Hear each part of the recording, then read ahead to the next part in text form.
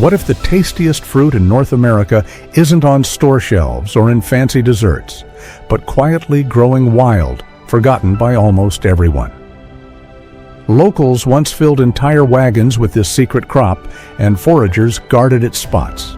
Why did people abandon a berry that once brought families together every summer? Let's see why almost no one picks it anymore. Salmonberry pie. Can we have a salmonberry pie? Yeah, I think I'll make a salmonberry crumble. It'll be good. Why we all forgot about the amazing salmonberry hiding in plain sight. Think about walking right past treasure every day, bright berries glowing like orange and red gems hiding in wet forests, while most people never pause. That treasure is the salmonberry, which once shaped entire communities and food traditions, yet has become a background plant, nearly invisible. The numbers tell the story.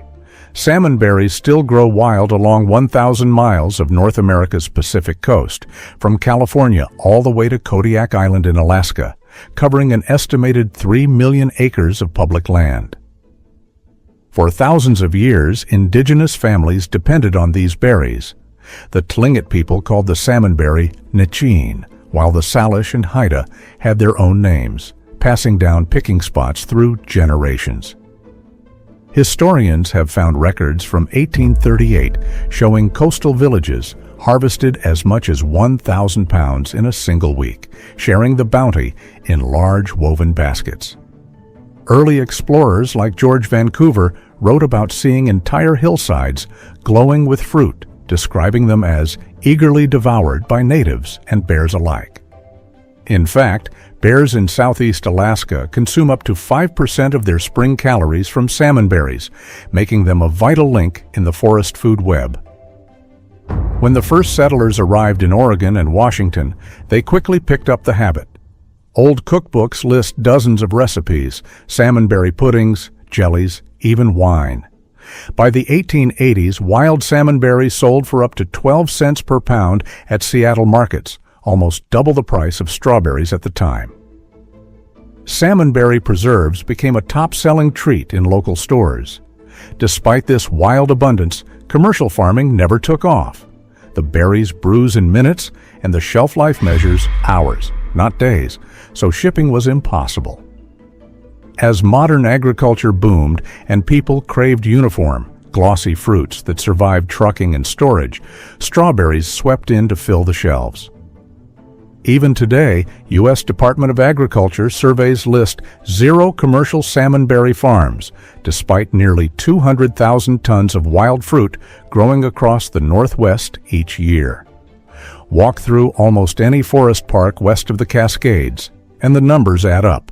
One mature salmonberry bush can produce more than 200 berries per season, with peak patches covering whole city blocks. Yet most passers-by never pick a single one, even though the fruit's history is intertwined with every path. How did something so common, so loved, get lost? The answer begins with how salmonberries shaped and then disappeared from the table. But the shift came fast and changed everything. People used to love salmonberries, but then everything changed. Overnight. In the late 19th and early 20th centuries, wild berry picking was nearly a sport, with communities gathering every spring for the first sweet taste after winter. Records from 1912 show that in Alaska, children skipped school to join the harvest, and some towns declared a local berry day to celebrate the arrival of the salmonberry. In 1933, the Anchorage Daily Times reported one family collected over 800 pounds in a single season, enough to feed 20 people through the cold months. Great Depression-era letters preserved at the University of Washington recall how families counted on wild berries for jams, pies, and syrup. One cannery in Bellingham bought 35,000 pounds of wild salmonberries in 1935 alone, offering 5 cents a pound to anyone willing to brave the brambles. Salmonberries provided more than flavor. They filled hungry bellies when other crops failed. The wild berry market peaked between 1920 and 1940, with a single Seattle cannery processing up to 50,000 pounds of salmon berries and blackcaps each summer. During World War II, U.S. military supply officers in Alaska ordered barrels of preserved salmon berries to supplement rations for soldiers, recognizing their high vitamin C and keeping scurvy at bay. But everything shifted after the war. Large-scale farms produced strawberries by the acre, thanks to advances in irrigation, fertilizer, and new disease-resistant varieties. In 1955, California alone grew 120 million pounds of strawberries, most destined for grocery shelves. Strawberries could sit for days, looked glossy, and standardized size appealed to shoppers. Salmon berries, by contrast, collapsed within hours, impossible to ship or stock. Suddenly, wild pickers found no market. A 1960 survey found less than 3% of schoolchildren in King County, Washington, had ever eaten a fresh salmon berry. The wild patches survived, but knowledge faded. A 1983 ethnobotanical study found that elders in Tlingit and Haida villages could still list over 30 ways to prepare and use salmon berries, but fewer than 1 in 10 teens could name 3. The traditions thinned as new generations looked to supermarkets instead of forests for sweetness. And so the once mighty salmonberry nearly vanished from the table, leaving only a scattering of wild memories and a secret waiting to be rediscovered by those who search. The taste, though, never faded. Wild salmon berries. Taste so good you might drop your store-bought fruit. Biting into a wild salmon berry is like unlocking a flavor that can't be mass-produced. Sweet, tart, juicy, sometimes with hints of apricot, other times almost salty, all depending on the bush. According to a 2017 flavor chemistry study at Oregon State University, wild salmon berries showed 37 unique flavor compounds, more than double those measured in commercial strawberries. This diversity means each patch, even each bush, tastes different, giving a thrill to foragers chasing the perfect berry. Chefs prize them for this complexity. At Portland's award-winning Le Pigeon restaurant, salmon berries fetch up to $30 per quart during the brief 2-week season, their tartness paired with rich desserts and grilled meats. Famous Seattle chef Tom Douglas described the first wild salmonberry of spring as the taste of the Pacific rain itself. In taste tests, 68% of participants preferred wild salmonberries over store-bought strawberries, calling them brighter, less predictable, and more exciting. Nutritionally, the salmonberry packs a punch. The USDA reports that per 100 grams, wild salmon berries contain around 25 milligrams of vitamin C, nearly double that of some store-bought strawberry varieties.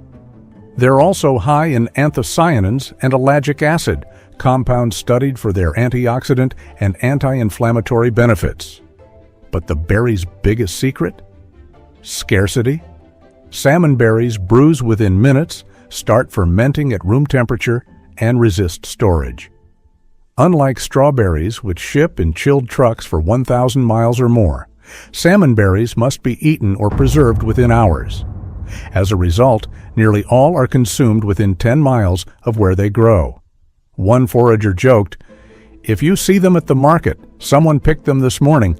If not, they're already gone." That impermanence only adds to the thrill. Each wild patch, each handful, offers flavors that never repeat. For those willing to search, the hunt itself becomes part of the meal. To understand how these treasures thrive, look to the wild places strawberries can never conquer. Salmon berries grow in places where strawberries just can't survive. Salmon berries flourish in the dripping shadows of ancient forests, along rivers, and in the salty spray of the coast, habitats where cultivated strawberries quickly fail.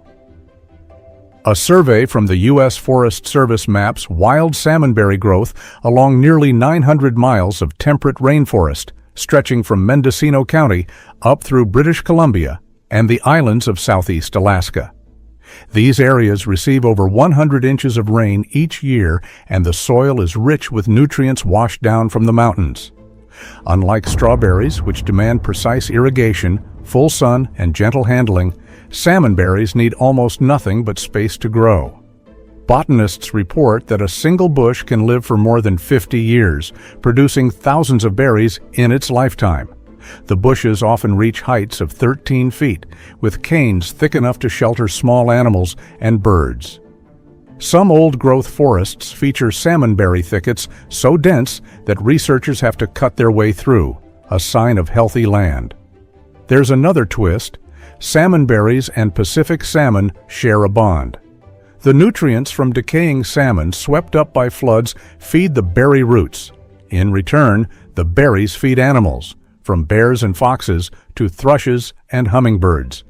In some years, wildlife biologists have counted black bears eating up to 20,000 salmon berries each week along the Copper River. Even in cities, salmon berries sneak into backyards and empty lots. The plants tolerate salty wind, poor soil, and near-constant damp, thriving where few cultivated crops can survive. A single neglected park in Vancouver produced over 100 pounds in a 2-week window in 2022, all without human help. These habitats protect the salmonberry.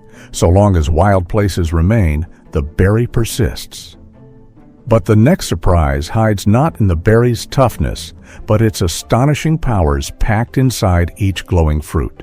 The secret superpowers inside a single wild salmonberry. Inside every wild salmonberry, science finds a cocktail of nutrients and natural medicines. Detailed research by the University of British Columbia shows salmonberries are unusually high in manganese and dietary fiber, with 3.2 grams of fiber and 0.8 milligrams of manganese per 100 grams, supporting digestion and bone health. The vitamin C content rivals oranges, with 21 to 28 milligrams per serving, helping boost immune response and collagen production. Indigenous peoples understood these benefits centuries ago. According to oral histories collected by the Alaska Native Language Center, Tlingit and Haida healers brewed salmonberry leaf tea for colds and wounds, while fresh berries served as the first medicine after a long winter. Russian explorers' journals from 1784 record using dried salmon berries aboard ships, keeping crews healthy on journeys of 18 months or longer. Modern studies confirm the berry's reputation. Antioxidant analysis by the USDA places salmon berries among the top 15 wild fruits for free radical fighting power.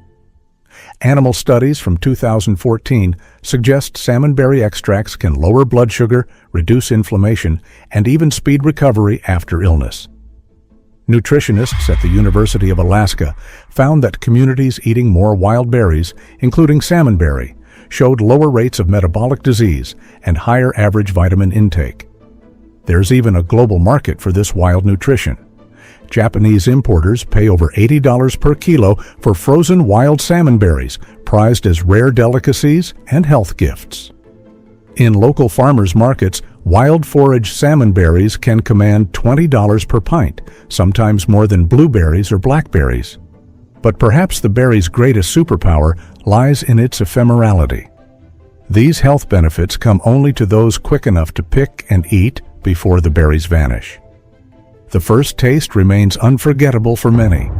So, what's it actually like to find your first salmonberry? And why do so many people remember it for years? What it's like to find and eat a salmonberry for the first time. Every first taste starts with a small adventure. Walk a city trail or a foggy forest, spot a flash of orange or red, and you face a decision: pluck or pass by. Even cautious foragers soon realize that salmonberries are easy to identify: soft, glossy, cone-shaped, and never prickly on the fruit itself. In Alaska, school teachers still lead berry walks each spring, teaching kids the signs: the earliest blooms, thorny canes, and leaves shaped like tiny maple trees. The payoff comes fast. Naturalists from the British Columbia Forage Society report that the average wild patch yields enough berries to feed a family for a week, if you're fast. Some hikers recall picking so many that they gave away hats full of fruit to strangers passing by. In one 2016 survey, 92% of first-time tasters called the experience surprisingly delicious, with more than half comparing the flavor to a blend of raspberry, mango, and rhubarb. Stories pile up with every patch. One Seattle botanist wrote, "I remember eating my first salmonberry, rain pouring down, and realizing this was the flavor of the place itself." In coastal Haida communities, children sometimes pick the first ripe berry for elders, believed to bring luck for the salmon run. Wildlife shares the joy. Biologists tagging black bears found that bears may consume up to 50,000 berries per summer in the Tongass National Forest, helping spread seeds across vast distances. Even river otters and eagles get in on the feast, found with stained paws and beaks at the peak of the season. But the experience always ends quickly. A single salmonberry bush produces ripe fruit for barely 3 weeks. Miss that window, and the flavor is gone for a whole year. That fleeting thrill, the urgency, is what keeps people coming back and explains why picking wild salmonberries is a ritual passed down through stories, not just taste buds. But how do you actually find these hidden treasures, and why do so few bother? How to spot salmonberries near you, and why nobody bothers picking them. Finding salmonberries takes a hunter's eye and a little luck. Look for old riverbanks, abandoned rail lines, and wet ditches, places ignored by most berry hunters. Parks in Portland, Vancouver, and Seattle host thousands of wild bushes, with some individual patches yielding up to 50 pounds in a single June. Local botanists map out hotspots each spring, though many refuse to share their best locations, guarding the tradition of discovery. Key signals stand out. In early spring, magenta flowers appear before leaves, drawing hummingbirds and bees by the hundreds. By late May, berries start to ripen, first orange, then deepening to red. Unlike blackberries, salmonberries have no thorns on the fruit, and the leaves are 3-lobed, easy for careful hands to recognize. Still, numbers show most people never bother. According to a 2021 study, fewer than 8% of Northwest residents report foraging for wild berries each year, compared to more than 60% in the 1950s. Many fear wild food or doubt their plant ID skills. Others simply rush past, trained to buy fruit in boxes, not spotted in hedges. Some communities fight to keep the tradition alive. In Alaska, annual salmonberry festivals draw hundreds for pie contests and jam tastings. Urban foraging tours in Seattle, led by groups like the Beacon Food Forest, bring new generations back to the wild, teaching not just picking, but respect for shared land. A single summer walk can introduce dozens of families to the taste and memory of a nearly forgotten fruit. The window to pick is short, just 2 or 3 weeks each year. Miss it, and you wait another 12 months. Yet that fleeting season, that sweet urgency, is part of what makes the salmonberry so special.